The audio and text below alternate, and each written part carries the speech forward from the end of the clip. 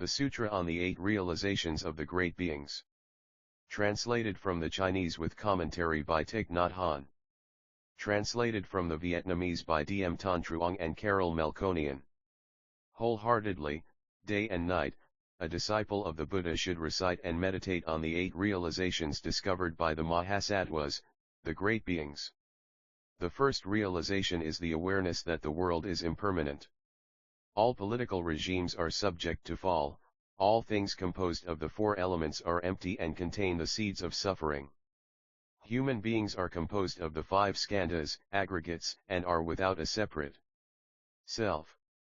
They are always in the process of change, constantly being born and constantly dying. They are empty of self, without sovereignty. The mind is the source of all confusion, and the body is the forest of all impure actions. If we meditate on these facts, we can gradually be released from samsara, the round of birth and death. The second realization is the awareness that more desire brings more suffering. All hardships in daily life arise from greed and desire. Those with little desire and ambition are able to relax their bodies and minds, free from entanglement. The third realization is that the human mind is always searching for possessions and never feels fulfilled. This causes impure actions to ever increase. Bodhisattvas, however, always remember the principle of having few desires. They live a simple life in peace in order to practice the way, and consider the realization of perfect understanding as their only career. The fourth realization is the awareness of the extent to which laziness is an obstacle to practice. For this reason, we must practice diligently to destroy the unwholesome mental factors, which bind us, and to conquer the four kinds of Mara, in order to free ourselves from the prisons of the five aggregates and the three worlds. The fifth realization is the awareness that ignorance is the cause of the endless round of birth and death. Therefore, bodhisattvas always remember to listen and learn in order to develop their understanding and eloquence. This enables them to educate living beings and bring them to the realm of great joy. The sixth realization is the awareness that poverty creates hatred and anger, which creates a vicious cycle of negative thoughts and activity. When practicing generosity, bodhisattvas consider everyone, friends and enemies alike, as equal. They do not condemn anyone's past wrongdoing, nor do they hate those who are presently causing harm.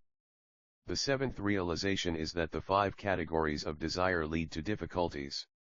Although we are in this world, we should try not to be caught up in worldly matters. A monk, for example, has in his possession 3 robes and 1 bowl. He lives simply in order to practice the way. His precepts keep him free from attachment to worldly things, and he treats everyone equally and with compassion. The eighth realization is the awareness that the fire of birth and death is raging, causing endless suffering everywhere. We should take the great vow to help everyone, to suffer with everyone, and to guide all living beings to the realm of great joy. These 8 realizations are the discoveries of great beings, Buddhas and Bodhisattvas, who have diligently practiced the way of compassion and understanding. They have sailed the Dharmakaya boat to the shore of Nirvana, but they return to the ordinary world, having abandoned the 5 desires, with their minds and hearts directed toward the noble way, using these 8 realizations to help all living beings recognize the suffering in this world. If the disciples of the Buddha recite these 8 realizations and meditate on them, they will put an end to countless misunderstandings and difficulties and progress toward enlightenment, leaving behind the world of birth and death, dwelling forever in peace. Commentary. The origin of the Sutra. This sutra was translated from Pali to Chinese by the Parthian monk, and Shikao, Vietnamese, in the Cao, at the Luoyang city in China during the later Han dynasty, 140–171 AD. It is not certain if the Pali version is extant. The ancient form of the sutra is the culmination of several smaller works combined, just like the 42 chapters sutra and the sutra on the 6 paramitas. This sutra is entirely in accord with both the Mahayana and Theravada traditions. Each of the 8 items discussed can be a subject of meditation, and each of these subjects can be further divided. Although the form of the sutra is simple, Its content is extremely profound and marvelous. The Sutra on the 8 Realizations of the Great Beings is not an analytical treatise. It is a realistic and effective approach to meditation. The content of the Sutra. The Sutra on the 8 Realizations of the Great Beings contains 11 essential subjects for meditation. I will discuss these subjects along with the 8 realizations. 1. The first realization explains and clarifies the 4 basic subjects of Buddhist meditation. A. Impermanence, B. Suffering, C. No self, and D. Impurity. We must always remember and meditate on these 4 principles of reality. As mentioned in the sutra, if someone meditates on these facts, he or she will gradually gain release from samsara, the round of birth and death. A. Impermanence. The impermanent nature of all things, from moment to moment, all things in this world, including human life, mountains and rivers, and political systems, are in constant transformation. This is called impermanence in each moment. Everything passes through a period of birth, maturity, transformation, and destruction. This destruction is called impermanence in each cycle. To see the impermanent nature of all things, we must examine this closely. Doing so will prevent us from being imprisoned by the things of this world. B. Suffering. The emptiness of all things. The ancient people of India said that all things are composed of 4 elements: earth, water, air, and fire. Acknowledging this, Buddhas and Bodhisattvas understand that when there is a harmonious relationship among the 4 elements, there is peace. When the 4 elements are not in harmony, there is suffering. Because all things are created by a combination of these elements, nothing can exist independently or permanently. All things are impermanent. Consequently, when we are caught up in the nature of things, we also suffer from their impermanent nature. And since all things are empty, when we are caught by things, we also suffer from their emptiness. Awareness of the existence of suffering leads us to being able to practice the way of realization. This is the first of the 4 noble truths. When we lose awareness of and do not meditate on the existence of suffering in all things, we can easily be pushed around by passions and desires for worldly things, increasingly destroying our lives in the pursuit of these desires. Only by being aware of suffering can we find its cause, confront it directly, and eliminate it. See selflessness. The nature of our bodies. Buddhism teaches that human beings are composed of 5 aggregates, called skandhas in Sanskrit. If the form created by the 4 elements is empty and without self, then human beings, created by the unification of the 5 skandhas, must also be empty and without self. Human beings are involved in a transformation process from second to second, minute to minute, continually experiencing impermanence in each moment. By looking very deeply into the 5 skandhas, we can experience the selfless nature of our bodies, our passage through birth and death, and emptiness, thereby destroying the illusion that our bodies are permanent. In Buddhism, no self is the most important subject for meditation. By meditating on no self, we can break through the barrier between self and other. When we no longer are separate from the universe, a completely harmonious existence with the universe is created. We see that all other human beings exist in us and that we exist in all other human beings. We can see that the past and the future are contained in the present moment, and we can penetrate and be completely liberated from the cycle of birth and death. Modern science has also discovered the truth of the selfless nature of all things. The approach of British biologist Lyle Watson, for example, corresponds entirely with the principle of dependent origination and no self. Scientists who meditate continuously on the selfless nature of their own bodies and minds, as well as the selfless nature of all things, will one day easily attain enlightenment. D. Impurity. The nature of our bodies and minds. Impurity means the absence of an immaculate state of being, one that is neither holy nor beautiful. From the psychological and physiological standpoint, human beings are impure. This is not negative or pessimistic, but an objective perspective on human beings.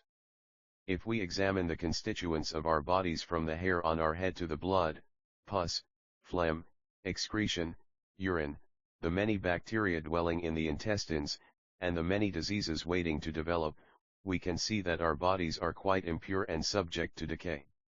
Our bodies also create the motivation to pursue the satisfaction of our desires and passions. This is why the Sutra regards the body as a place where misdeeds gather.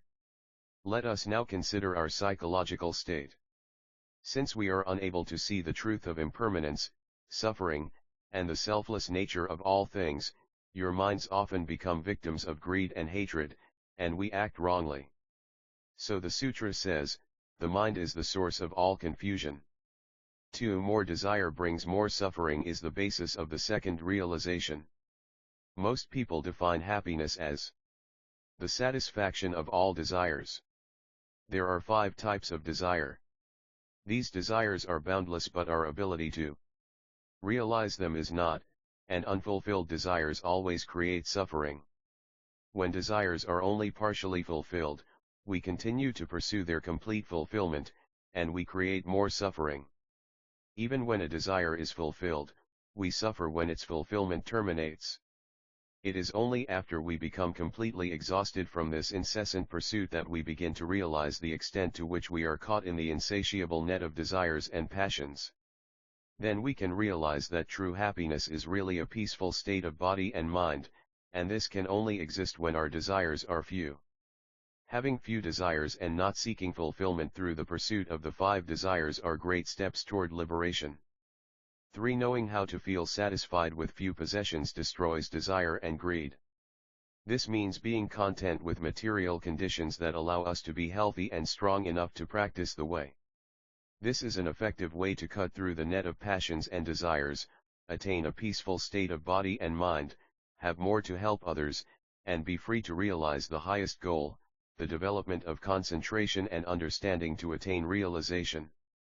Knowing how to feel satisfied with few possessions helps us to avoid buying unnecessarily and becoming part of an economic system that exploits others, and it enables us to decrease our involvement in the pollution of the environment. 4. Diligent practice destroys laziness. After we cease looking for joy in desires and passions and know how to feel satisfied with few possessions, we must not be lazy, letting days and months slip by neglectfully. Great patience and diligence are needed continually to develop our concentration and understanding in an endeavor of self-realization. We must use all of our time to meditate on the 4 truths of impermanence, suffering, selflessness, and impurity, the first 4 subjects of meditation. We must penetrate deeply into the profound meaning of the 4 foundations of mindfulness, practicing, studying, and meditating on the posture and cycles, becoming, maturing, transformation, and destruction, of our bodies, as well as our feelings, sensations, mental formations, and consciousness. We should read sutras and other writings which explain meditation, correct sitting and controlling the breath, such as the Satipatthana Sutra and the Mahaprajna Paramita Heart Sutra. We have to follow the teaching of these sutras and practice them in an intelligent way, choosing the methods which best apply to our own situation. As necessary, we can modify the methods suggested in order to accommodate our own needs. Our energy must also be regulated until all the basic desires and passions, greed, anger, narrow-mindedness, arrogance, doubt, and preconceived ideas are uprooted. At this time we will know that our bodies and minds are liberated from the imprisonment of birth and death, the 5 skandhas, and the 3 worlds. 5. Concentration and understanding destroy narrow-mindedness. Among the basic desires and passions, narrow-mindedness has the deepest roots.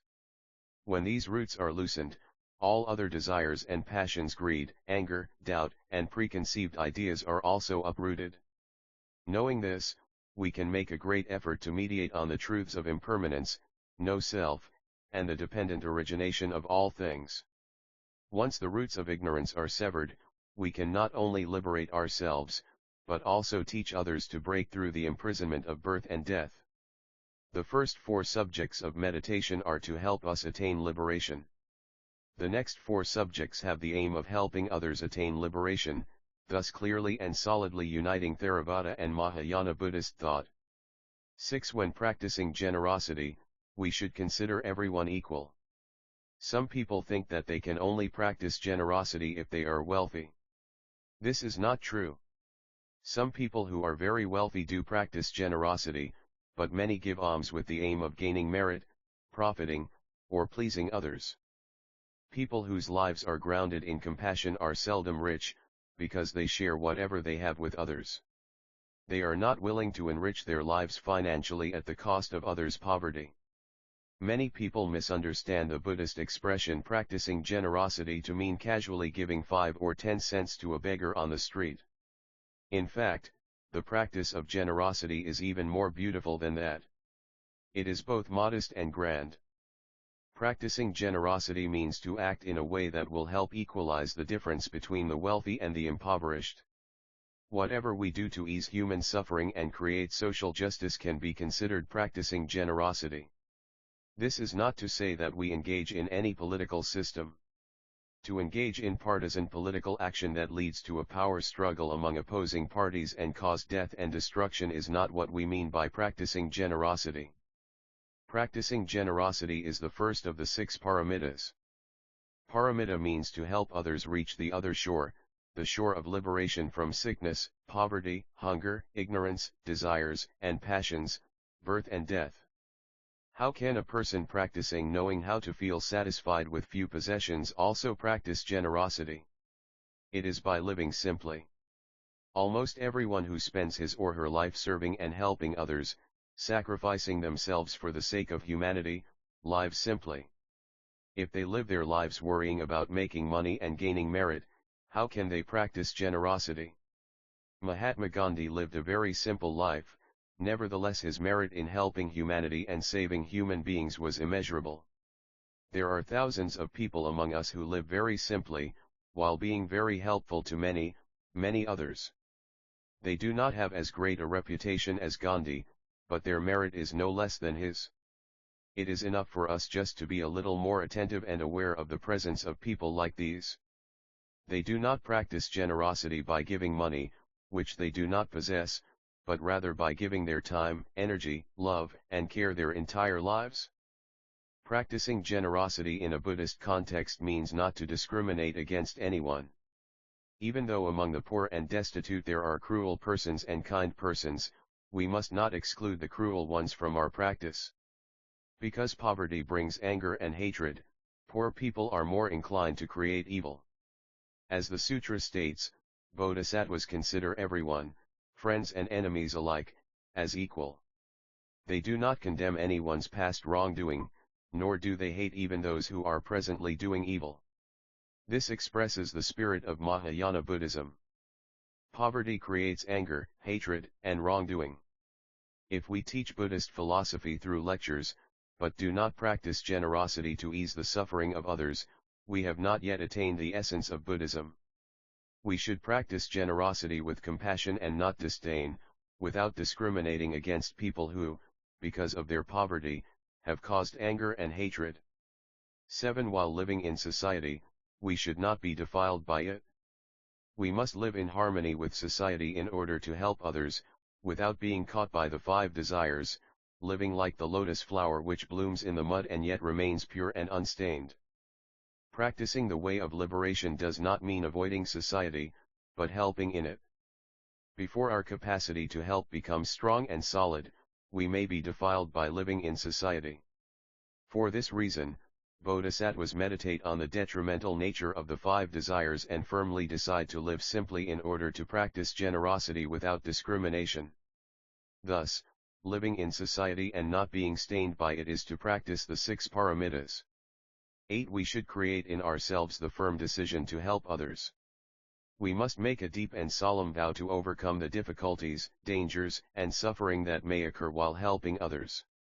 Since the suffering in society is limitless, the willingness and devotion to practice the way of helping others must also be limitless. Thus, the Mahayana spirit is an endless source of energy which inspires us to practice generosity without discrimination. With the Mahayana spirit, we can withstand the many challenges and humiliations encountered in society and be able to continue to practice the way. This will bring great happiness to others. Only with the Mahayana spirit can we realize the following topics taught by the Polun San Mi Lu, Vietnamese, Bao Vuong Tam Muoi Sastra. 1. While meditating on the body, do not hope or pray to be exempt from sickness. Without sickness, desires and passions can easily arise.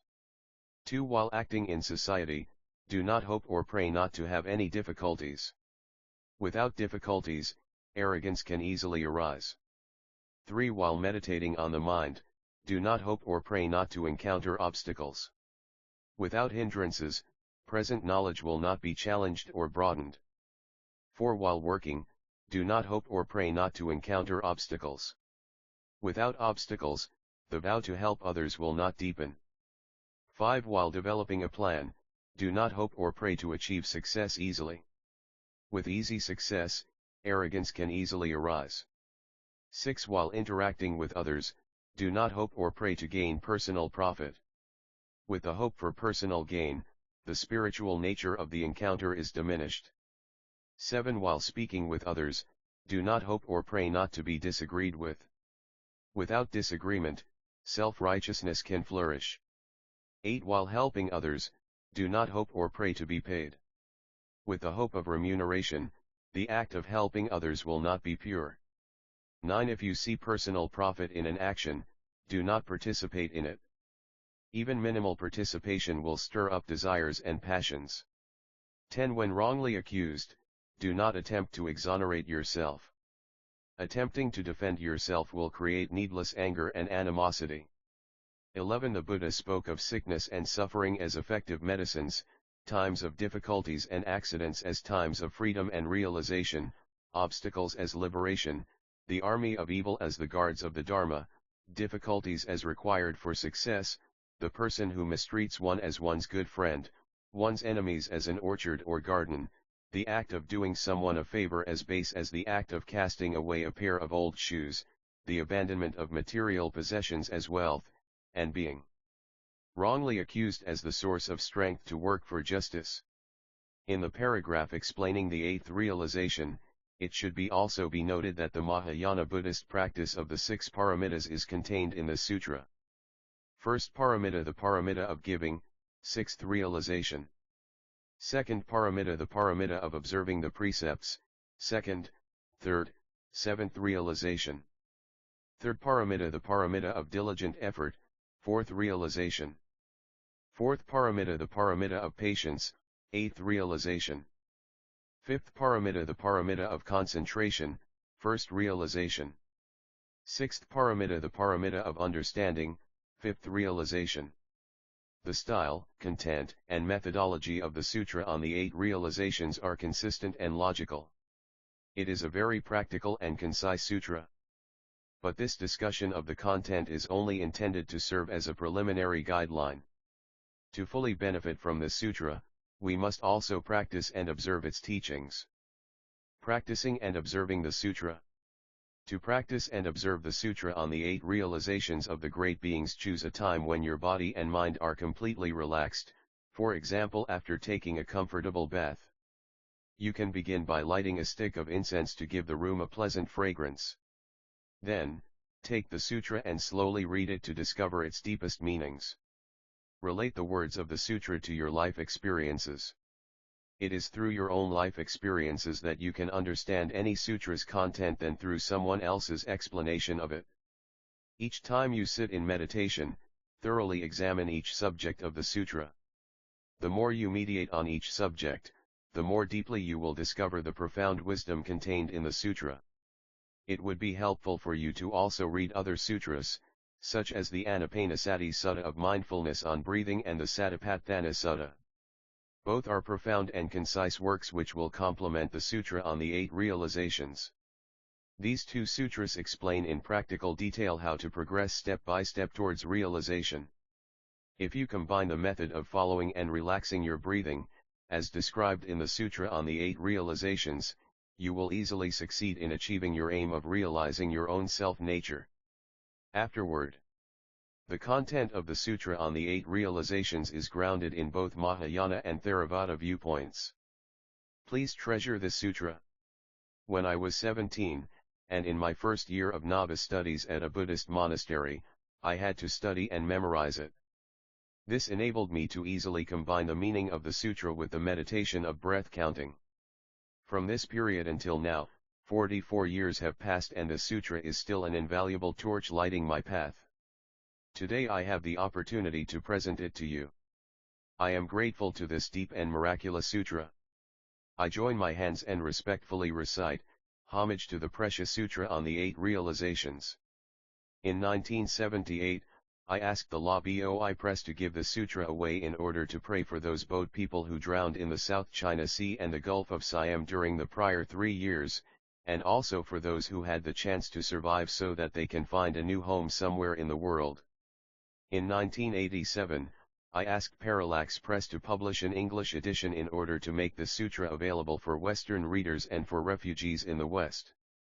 The Vietnamese edition of this book was written by Thic Nhat Hanh in 1978 while conducting a project to rescue boat people in the South China Sea. Thic Nhat Hanh, Vietnamese Buddhist master, is one of the most beloved Buddhist teacher, poet, and peace activist in the West, and in 1967 was nominated for the Nobel Peace Prize by Martin Luther King Jr. Verse of Transference. May the merit and virtue accrued from this work adorn the Buddha's pure lands, repaying 4 kinds of kindness above, and aiding those suffering in the oaths below. May those who see and hear of this all bring forth the resolve for Bodhi.